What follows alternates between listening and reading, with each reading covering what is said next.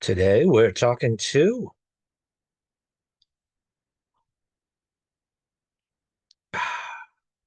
Robin Schwartzman.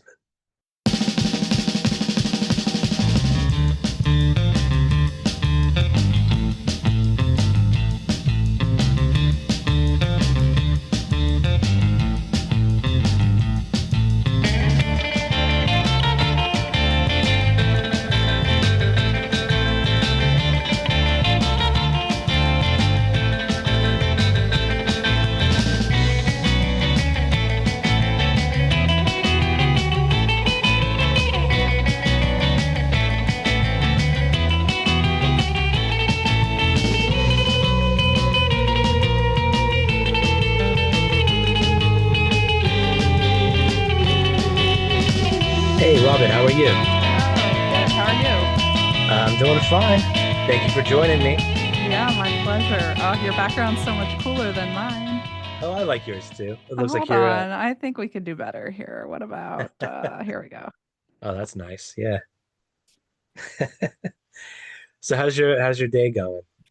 Oh, good. Every day is busy leading up to ISCA and Oh, I soon know. soon it won't be, so 2 weeks. Oh, that's a perfect lead into my first question. So, I guess I've got to talk about ISCA with you first.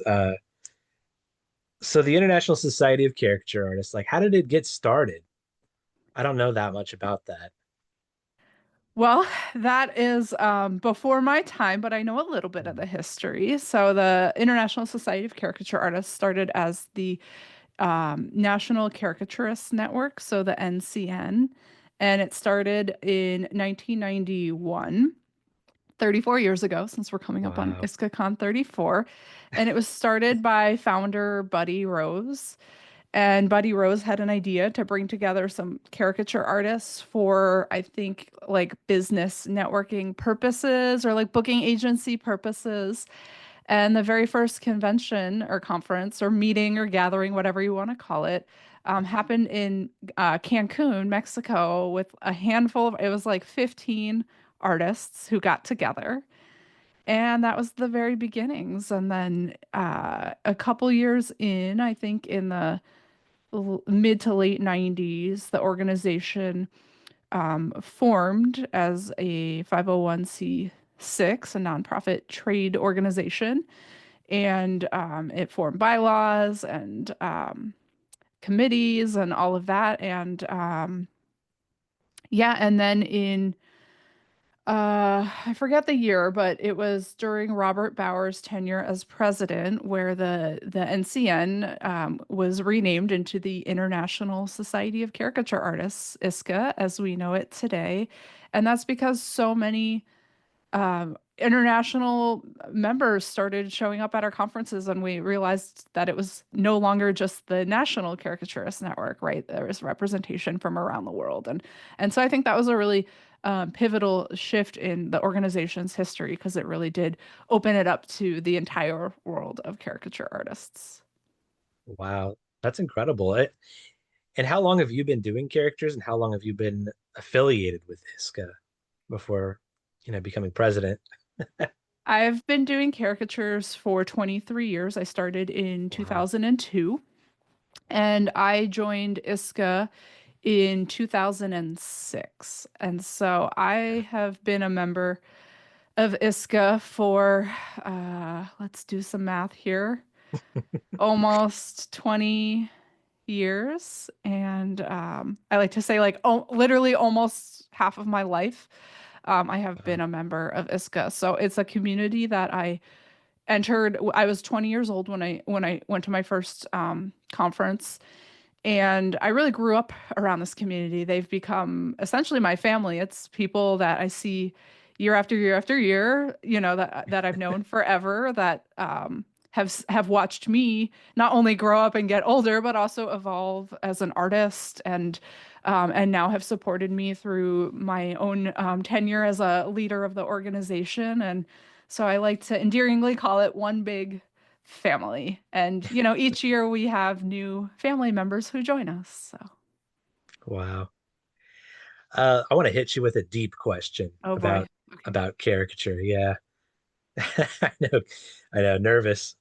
So is there a deeper meaning, do you think, to the art of caricature? And then, like, what do you think artists are seeking, and what are people who get their caricatures done, like, what are they looking for? That's like a three-part question. Okay, I so know, I'm yeah. gonna ask you a question back. So the Okay. first part was, is there a deeper meaning? A deeper meaning than what? Question mark. Uh, well, that's a good question. I guess on the surface level, a caricature is, I guess, a silly picture. You're getting a silly picture of yourself made for laughs, perhaps. That's one form of caricature anyway. I know there are many, going back to like editorial cartoons, but I think that's what a lot of people think of as caricature. It's something you get at a theme park or some kind of an event. Does it go deeper than that? How much deeper do you think?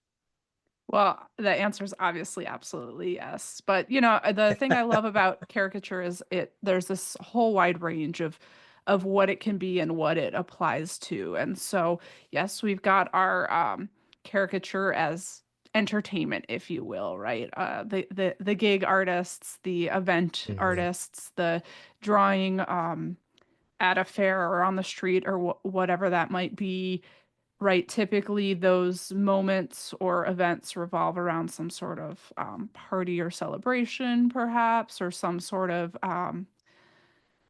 like gathering, like tourism or, people on vacation, or again, all in this idea of like celebration. And so we become entertainment, but also this memory, this souvenir of the event, a takeaway, if you will. And so that's one category. But then, yes, of course, there is the editorial, the satire, the storytelling, and the narrative inherent in that, and using caricature as a means to make commentary on politics, on society, on particular figures in popular culture, celebrity culture, etc. So there's that level. But then there's also the world of commissions and people exploring a whole range of styles. And I really think that a caricature allows us to like look deep into the human soul, and as artists reflect on what we see about a person and use our skill set to represent that. And so many of us often say that a really good caricature looks and feels more like the subject than they do themselves. And there's Yes. something really profound to that. Like if we just take a photo of someone versus if we draw them with the right combination of exaggerated shapes in a particular style, how that can amplify our feeling about that person. And I can think of so many caricatures that are burned in my memory that I've seen over the years from at different conferences by some of my favorite artists. And the reason those are burned into my memory and I think about them frequently is because they were so good at doing just that. They hit the nail on the head, and they really, it's hard to say what it is, but they did. They got that essence truly distilled. Did I answer all the parts of your question? There was a third part, is what people expect, right? Yeah. And I think the average person sitting maybe at a live event or in a retail situation maybe isn't quite sure what to expect. And that's why we often see them maybe get nervous, because there's a level of self-consciousness, right? What does this person see? How do I look? I think I know how I look, but how does this person think I look? What flaw are they going to accentuate, right? There's that feeling of caricature artists are out to just exaggerate all of our flaws, which again, I think is the wrong um, viewpoint on it. And a lot of us have discussed this idea that it's not flaws, right? Each of our individual features are what makes us us and what makes us different from each other. And that's actually really quite beautiful. And I never think of it as like going in to be mean or thinking about like, oh, this woman has a double chin, I'm really going to go at her. They have a big nose, right? But if they do have certain features, that's what makes them look like them. And if you just ignore that for flattery or whatnot, then it loses that essence. And it's really, talking to the subject about this idea of these aren't bad things. Like these are amazing things that make you really like, unique and cool and your own unique beauty. And so sometimes I think we have to like train people to understand that when they're sitting down, but it always amazes me the reaction that I get from people, which is usually positive. Sometimes every now and then it's not. But even on a sketch that I know isn't my best work or that I could have pushed harder, like I know those things, but the person viewing it is still most 99.9% of the time like delighted. Laughter, smiles, joy. Um, and that's a really beautiful gift to be able to give, even beyond just handing them the drawing, is that moment, right? That Hmm. 2 seconds, 10 seconds, whatever it is of unadulterated joy. That's great. You got me thinking with that too. It's almost like getting your caricature done. It's like a profound confrontation with the unknown in a way. It's like, how do others see me? And then at the end, you get to laugh, which is kind of a success, I guess, with that kind of deeper level confrontation. You mentioned difficult characters. What do you do if you have like a really challenging like face you're working from, or if you don't know where you're going to go? Do you have any techniques for breaking through that? Well, it depends. Are we talking about in the context of live drawing or in the context of a studio piece? Ooh, I guess live drawing. Okay. Maybe in that context, what would you Okay. do? Well, when I'm live drawing, I've come to a point in my career where my hand starts to draw faster than my brain can even compute, which is a strange place to be. And I think it's because of it's a built up skill and muscle memory, right? It's like riding a bike. Like at a certain point, you stop thinking, and all the practice or the work you've done before allows you to do that. It's like it's improvisation. Right. And so I just make a first instinct mark and then I go with it and I see where it takes me. So I don't think too hard before I get started. Like I'll look at a face and immediately like the inner dialogue as I'm drawing live is all over the place, but I immediately know if it's going to be a easy face to capture or a difficult face. And the difficult faces, let's be honest, are typically like the boring faces where there isn't a prominent feature or something to play with. Um, Yeah.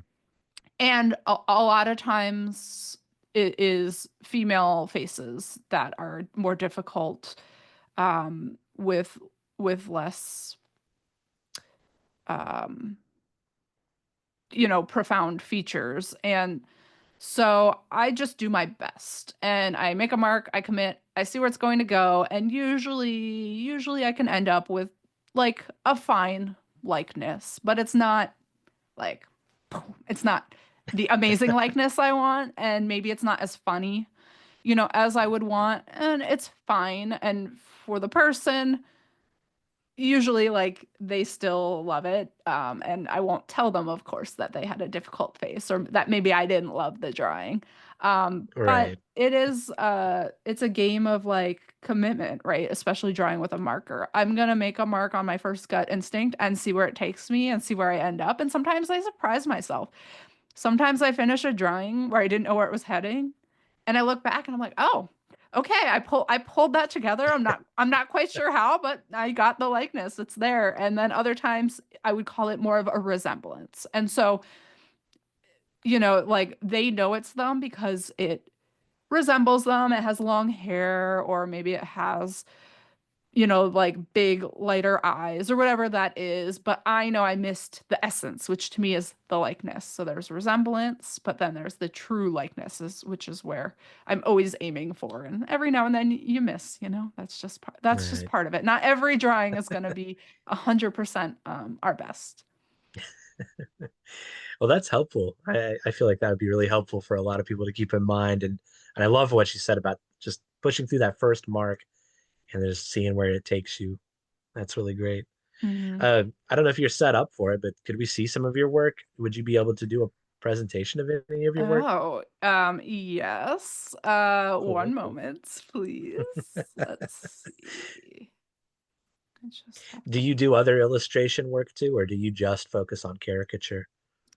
Um, I do illustration work in the sense of like concept and design. So when I'm not Oh, drawing wow. caricature, I have a couple other elements to my art practice, which include um, designing miniature golf courses Oh, wow. and also making immersive large scale art installations. And so when I'm doing other illustration work, it's usually to um, communicate a concept to a client or to a potential museum I might be working with, or to like a grant funder, or to myself so that I know how to fabricate something.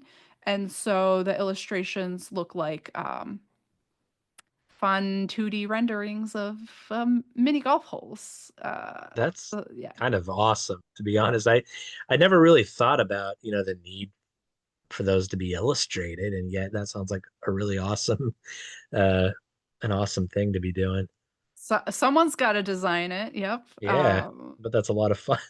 It is. It is. And the skill of drawing, sorry, multitasking while I'm pulling up some work samples Yeah, here. you're fine. You're fine. Um, the skill of drawing really translates to everything. So I really Mhm. thank caricature, and especially live caricature, for that skill, because I've trained my eye and I'm able to visually communicate my ideas to other people um, very easily. And that training of years of just drawing with a marker and not erasing has also trained my confidence and my speed. And so it's become a really useful tool across all areas of my life. Okay, now I'm ready to share my screen. Okay, Thanks for cool. your patience there. Yeah, Okay, of course. so Oh, nice. Here we um, go. Oh, yeah, wow. this Ah, I didn't curate. I just pulled from a random folder on my computer. So we'll see what comes up here.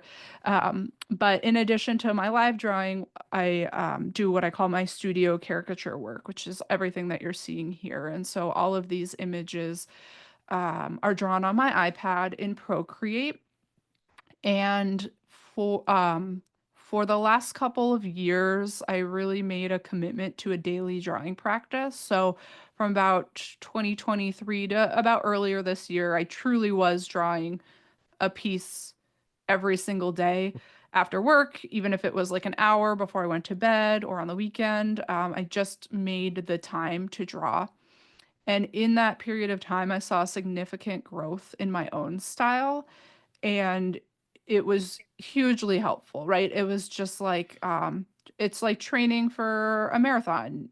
You're not going to run 26 miles every single day. You run a few miles here, a few miles there. Some days are going to be better than others, but if you just consistently keep showing up, eventually you'll be able to run that marathon. And so the second half of this year got really, really busy for me. So unfortunately, my daily drawing practice had to come to an end for now. It doesn't mean I won't revisit it later. Um, but it was hugely helpful. And what really inspired me to do that was caricature resolution. And do you know about mhm. caricature resolution? I do, yeah. Yeah. Oh, I got two of the Goonies here. But you can S explain it still. I mean, I know about it, but maybe our viewers don't. The character yeah. resolution. So caricature resolution is going on it'll be its 10th year this coming January. And it started in 2016, and member of the ISCA community, caricature artist Patrick Martinez, decided that he wanted to, for New Year's, like a New Year's resolution, he wanted to make a list of names and draw a caricature a day from that list for the entire month of January. Wow. And so he shared the list out to, like, his friends on social media, and a few people were like, "Oh, I'll do this with you." And I remember seeing it and like watching like day 1 and day 2 and being like, "Hmm." And then by day 3 it became infectious. I started seeing like a few people post their drawings and I was like, "Oh, I got to jump on board." So I was a little late to start, but I caught up, and I started drawing from the list, and that was year 1. And I ended the month with 31 brand new drawings. Wow. And then I kept doing it. And again, that's what inspired this daily drawing practice. At first, it was just for a few Januaries, and then eventually it became like a couple years. But the amazing thing about caricature resolution is that everyone is drawing the same subject together. And so you get to solve the puzzle. I like to call it a puzzle of the face and the likeness and all of that on your own. And then you get to post it and share it with the world or whoever's following you on social media. And the beauty of it, though, is you get to see how other people solve that same puzzle. So I could do a drawing of a celebrity and be like, okay, I think I got it. Or I really struggled with this, but I'm going to post it. Let's see what everyone else did. And then you learn so much by seeing the solutions to the puzzle that other people made. That's how I like to speak about it. And it's just so inspiring too to see the wide range of styles. And so you see everything from like the highly rendered paintings to like super cross hatching all the way to the like super abstract like caricatures made from like three lines that perfectly capture a likeness. And so it's just really inspiring and exciting. And so I have since participated in every single year of caricature resolution for the last almost decade. So that's what, like 300 drawings from that alone. Congratulations. Thanks. Which again is like a marathon. But I Yeah. really love it and I'm a big advocate for it. And one of the joys of being on the board of ISCA was being able to officially partner ISCA with Caricature Resolution and then be able to share our members' work and work from other people on social media through the ISCA platform, which then gives it an even wider audience. So really, it's all about celebrating the art and artists of caricature, and what better way to do it than through Caricature Resolution. That's the Right, end of right. what I've pulled here for my little slideshow. Well, I love your style, and I loved. Gosh, I made me really want to go back and watch a lot of movies too that I Oh hadn't yeah, seen. so I watch a lot of Netflix when I'm working, and so whatever shows or movies I'm watching, I'll be like, "Oh, I should draw that cast," or "Oh, I should draw that character." So you can see like what I'm watching, for sure, and yeah, and then seasonally, right? Like I'm always thinking, what can I draw? So during the month of October, I like to post all kind of spooky season drawings, and then around December, I like to post, holiday related drawings here. And so, yeah, sometimes I'll dig into pop culture for that a bit. Oh, these are really great. What do you think makes a great caricature? Well, number one, first and foremost is likeness. It has to look like the subject. Once it misses the likeness or loses it, then it's a drawing, but it's no longer a caricature. And then, of course, the definition of caricature is it has to have some sort of exaggeration, and that's a huge scale, right? From mild to wild. And if I were to rate on a scale of 1 to 10, I would set my exaggeration level somewhere in like a 3 or 4 range. Every now and then I push it maybe to a 5 or 6, but on average I'm lower on the meter. And then of course there's artists in our community who are right at the 10 scale, Oh and yeah. when they're able to push it to the point of abstraction where it no longer looks like a human face but still maintain that likeness, that's a really amazing place to be. And not 100% of the time it doesn't always get there. I've seen some abstracted caricatures where it's like really cool to see the abstraction, but I still have no idea who it is. Mm, But when they can hit both, it's like chef's kiss, right? So yeah. likeness and exaggeration on, again, there's a spectrum of what exaggeration means and can be. There's no like right or wrong level as long as it's not portrait level. And then there's the style element, right? And there's no right or wrong answer there. That's unique to each different artist, but how their style integrates with that combination of likeness and exaggeration. And then there's a storytelling element as well. And again, that can be a scale or a spectrum, but like what are you saying about the person, their personality, um, through how you're rendering them.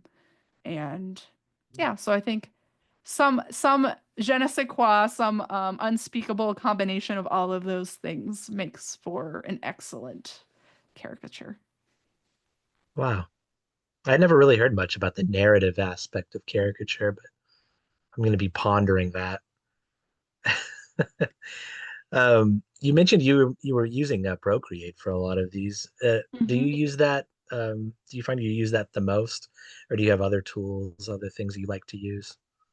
When I first started caricature resolution, I did not own an iPad yet, and so I remember using Adobe Illustrator and experimenting with a lot of different styles using Illustrator just as a way to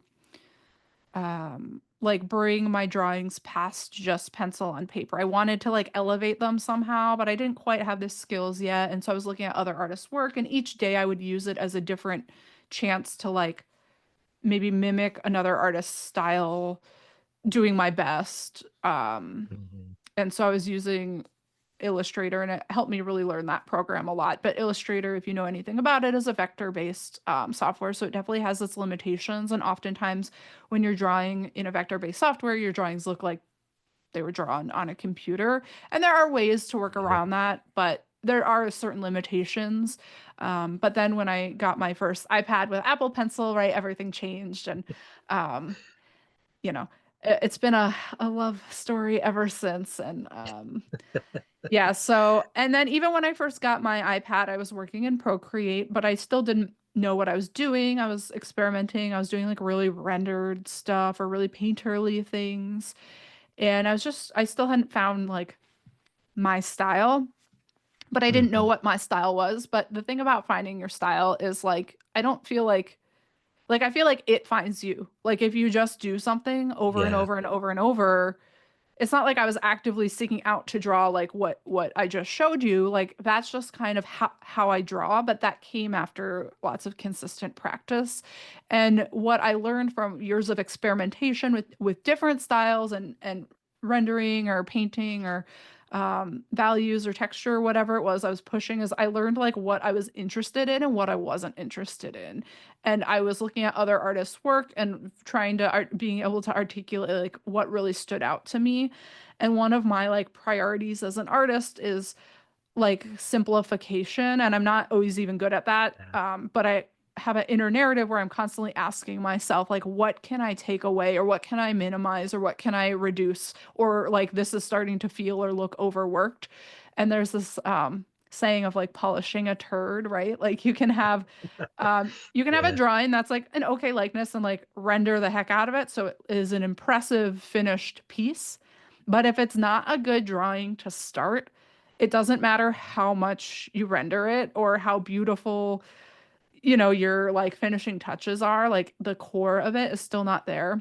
And so I'm always trying to distill my drawings down to like that basic essence, that basic core, and really rely heavily on line in my drawings and a bit of value, but I really try to even keep the value simple and not like uber rendered. And if I do color these days, now it's more like what I call spot coloring, where it's a little more graphic and even keeping a minimal color palette and forcing myself to work from a minimal color palette. And that's a great exercise to retrain the brain as well when you're working with six colors, and those six colors I choose in a palette don't match the reality of what human colors look like. You have to get creative about, like, okay, well, if purple's in my color palette and I need a dark value, that's going to become the color for hair now. Or, if I'm using green, that's going to become the color for the stripes in the shirt and the eyes and the parts of the hair, right? Like you just start to move away from reality a bit, and it trains you to rethink a little bit. And I've started drawings where I've started with like four colors, and I'm like, no, no, no, something's not right. I'm going to bring this down to one single color. How can I take this one color and bring this drawing to life against, my black and white line work with a single color? And so it's a great challenge to simplify, minimize, and distill. And the artists who can do that successfully and use really interesting like shapes and exaggeration, I just like drool over their work and love it so much. Dan McMahon, Yeah. Dan Hay, obviously Al Hirschfeld's a huge Yeah. influence on my work. I Uh, could see that in your work. I yeah. I was gonna say I love Al Hirschfeld. That's what your work. I feel like that's the family your work is in. Kind of is in that minimal line based, very beautiful. Uh, yeah, I just really love that style. Yeah, and I look at also a lot of work by Saul Steinberg, who's a cartoonist back in the day for the New Yorker as well, and does really simple, beautiful line work. Yeah, so I'm looking at historical references and also my contemporary colleagues and just trying to find that mix. But and I do steal some visual tropes from Hirschfeld, like hands or the way he does like the arms crossed and that kind of thing. But I really don't want someone to look at my work and think like, oh, she's just trying to be an Al Hirschfeld. And I think Yeah, when I was developing my style, I certainly was like not copying, but doing studies of how he was approaching certain things. But I hope that when you look at my work, you look at it and go, oh, that's Robin Schwartzman, but it resonates or has an elegance or a minimalism that recalls the work of Al Hirschfeld. Not that I'm trying to like be like him, because I certainly want to have my own style, and I'm just heavily influenced by the choices he made because they're so good. When I look through my books of his work, I'm just like in awe. And the more I draw, like the more I realize how genius he was. Like the decisions and the choices he made when makes or made when I look at his work, I'm just like, oh my, like, oh, like how did he think to what, and those moments like are what keeps me going of like, oh, I could be so much better. I just have to find all the time to keep drawing every day. well, I think you're successful. I definitely think you have your own unique style and approach. Well, But thank you. yeah, like you said, it does recall, or it's just it's in that genre of caricature that's more like you said, what you're always looking for, what you can take away to minimize, and it just leaves the caricature. It's very elegant. I love that. Thank you. Yeah, I'm always looking for like a retro feel and like a timeless, elegant feel. And that's just in general with my aesthetic that translates not just in my caricature, but in my other art practices as well. So, Wow. I don't know if you'd be set up for it, but would you, if we sent a photo, would you be able to do a live caricature on air? oh, I would need a moment to go grab supplies, but if you Oh, gave that's me, fine. like 3 minutes, I think I Oh could yeah. be set up to do that. I've got 3 minutes, sure. Okay. All right. Well, I'll be back. All right. Sent now. You're I'm back. back. I'm back. I had a gig last night, so I just had to run out to my truck and grab my stuff Oh boy. from there. All right. So I sent a photo. I think it's me at my most photogenic.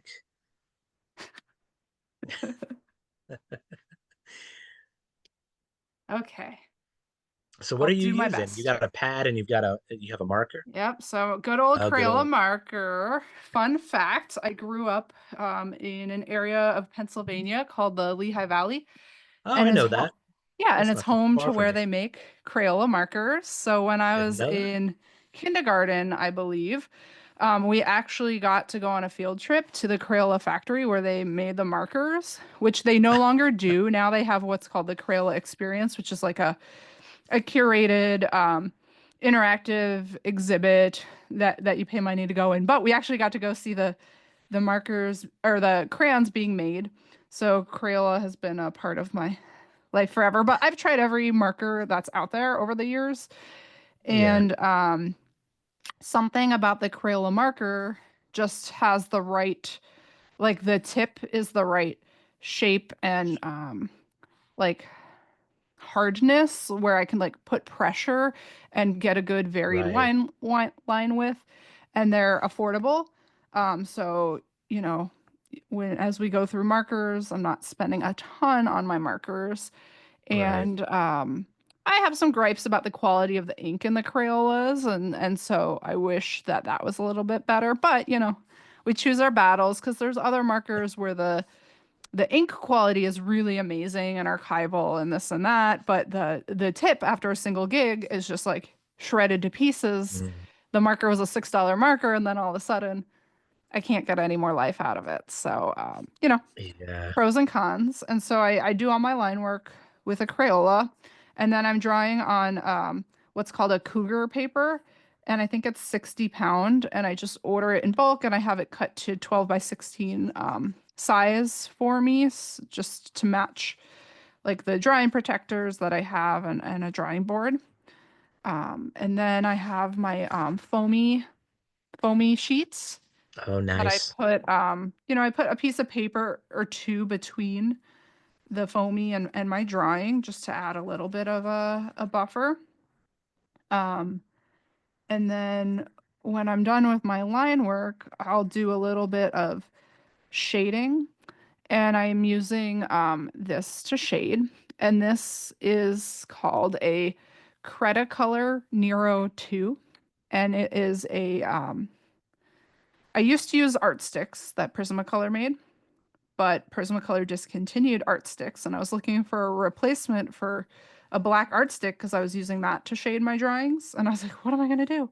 And then Zach Trenholm, who's a great caricature artist and caricature historian, showed me the Cretacolor. I was like, oh yeah, just use this. And I ordered it, and I was like, oh, and I like it even better than an art stick because it's wider. And so I can Wow. use the width of it for big areas, but then I can also taper it as I'm, working with it to a more concentrated point to get a little darker value. So, I'm used to knowing about all of these different materials that people bring up, but this is the first I've ever heard about that. So that's okay, well, great. good. Yeah. I'm glad I could educate a little bit, or show something, share something new. But I have to give all the credit to Zach Trenholm for that one. So thank you, Zach, for sharing that with me. I love it. I have like four of them now, and I'm sharing the gospel. So That's great. I've loved caricature ever since I was like a kid, like before I even heard the word caricature. And what's funny is at the same time I learned what a caricature was, I remember also encountering the idea for the first time that really great caricature isn't something that can be taught. But now, like as an adult, I see there are all these teachers out there teaching the art of caricature. And I don't know, do you think there's any truth to that opinion, or do you think that anyone can learn to be a fantastic caricaturist? I think, it is interesting. Oh, I'm sure so many live artists hear this constantly, but oh, you're so talented. And I sometimes Yeah. bristle at that statement, and it might be true. I might have Hmm. some level of inherent talent to be able to see something that others can't. That I really can't like speak to if that's true or not. But what I do know is I've put in a lot of hard work. I've put in 23 years of practice and consistent showing up and repetition and wanting to get better. And it's like, so I equate it, I don't play an instrument. I have no musical skill whatsoever, but I imagine that if I did, it'd be a similar thing, right? I'd practice my instrument over and over and over. I'd get really good at it. And so when people say sometimes that it's talent, I get a little annoyed because that feels dismissive of all the hard work that I've put in and practice. But I don't I it's hard to say, like, could anyone put in that much practice and still evolve to a certain level? I'd like to think that that's true. I think there's a certain level of interest that you have to have in order to show up I consistently, but think that's with I think that anything. hits the nail on the head right there is the Hmm. interest. Yeah. And, whenever you're starting anything, there's a huge learning curve. And a lot of people, myself included, I don't like to do things I'm not good at. It's Yeah. very frustrating for me to be bad at something, but when you're starting anything, you're going to be bad at it. And the only way to get better is to keep practicing. And so if people willing to you know, to go through to get better. And so um yeah, I don't have the definitive answer to that, but those are my thoughts on it. I think I agree with you. I think hard work can get you there, uh, as long as you have that interest and willingness to push all the way through, you know. Yeah, like that certain level of discipline. Yeah. Which that's difficult. Maybe that's what talent is kind of like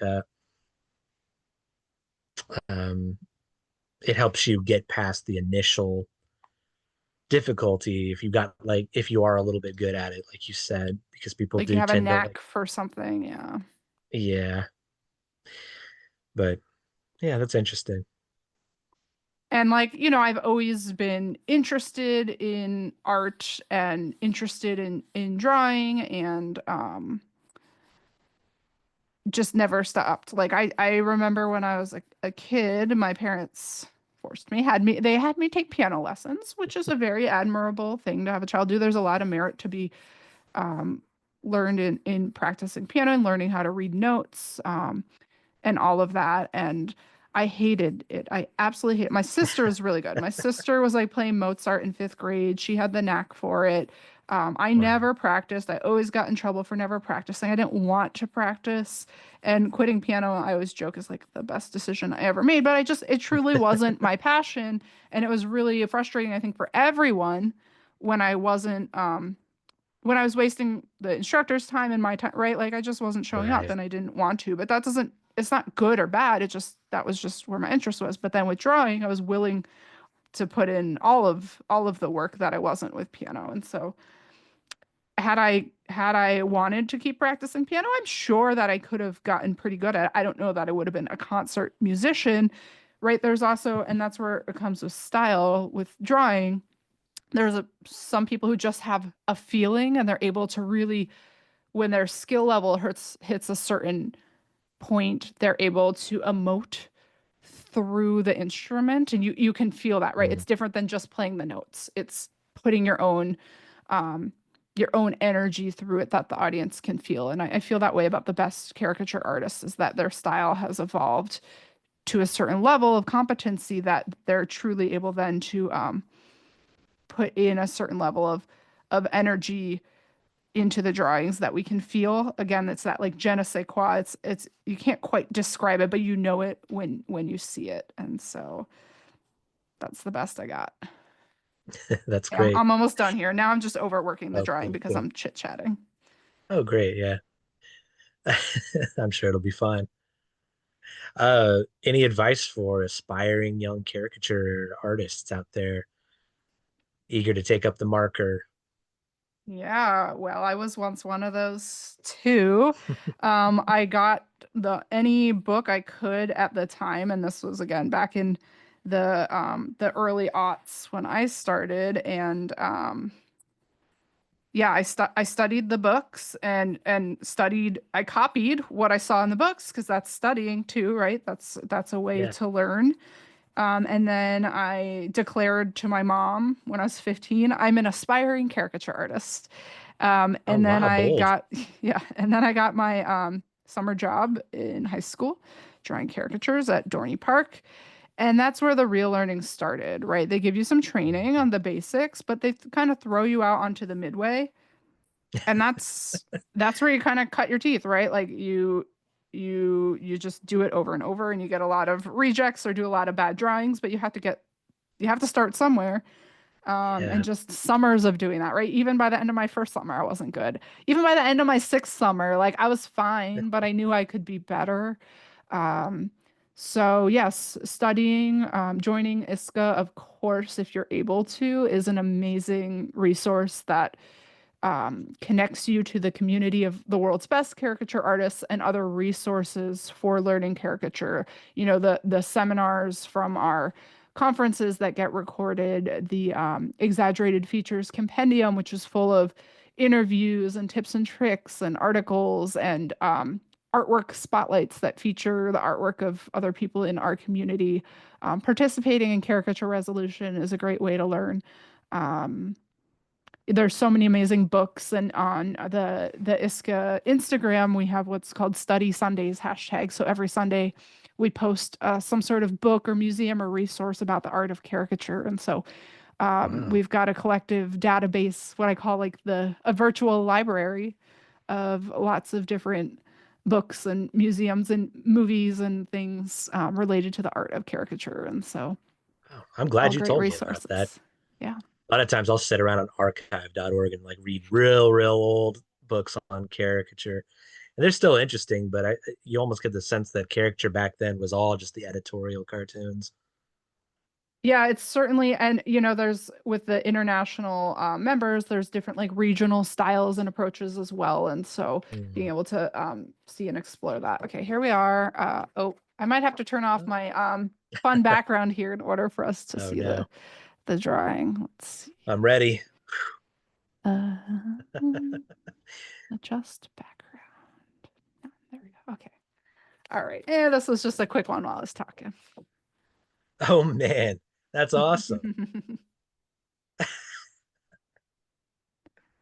I feel like in the photo reference there's a bit of a likeness, but when I look at you in the screen, I feel like there's a different likeness. So, Yeah. Well, I was you hanging know, upside down at the time, so thank you so much for doing that. yeah, That's you're really cool. welcome. Wow. Uh, let's see. Last couple of questions maybe before we call it quits. But anything on the horizon besides ISCA? I know ISCA, the convention's coming up real soon, but Mhm. for you, I guess as an artist as well, anything interesting on the horizon?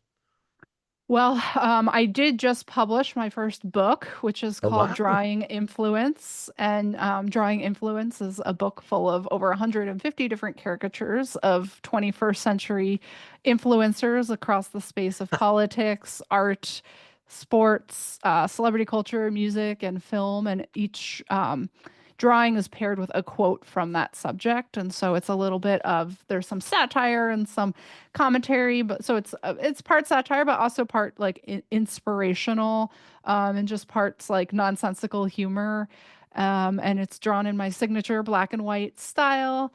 And That sounds yes, incredible. so Yeah, we'll yeah, so plug that that. that got released in August, and so I'm still in the early stages of getting that out there. And I'll be doing a Nice. book signing at ISCACon actually on Thursday evening during our public showcase with John Perfect. Musker, who wrote the foreword for the book. And John Musker is the was the director and producer on Disney's The Little Mermaid and Aladdin and yeah, so like movies I grew up Wow. watching and were inspired by, and so it's really come Yeah. full circle, that he was able to support me on this endeavor. And so he'll be in LA with me signing books, and then I'll be doing a signing here in the Minneapolis area in mid-December at a holiday market. So I'll be selling some books and prints there as well. Wow. Um, but yeah, I'm going to be stepping down from my term as president of ISCA at the end of the con in a couple weeks. So I've been on the board for 6 years, two of them as Wow. president, and so it's time for me to retire from that responsibility and become a civilian again and get to focus on the artwork, a little less of the administrative duties. So I think a little relaxation is in order to start. I would say, yeah, Mhm. And then after man. that, I'm not totally sure yet. So Well, man, that's a good thing. Maybe lots more caricatures. I do hope to get back to maybe not the daily drawing practice, but maybe every other day drawing practice or Yeah, there something you go. in that realm. So Pace yourself a little. yeah, yeah. And then my last question, of course, is for people wanting to see your work, follow you. Where'd be the best places to send them? Your best links. Yeah, so Instagram for sure at Robin Schwartzman.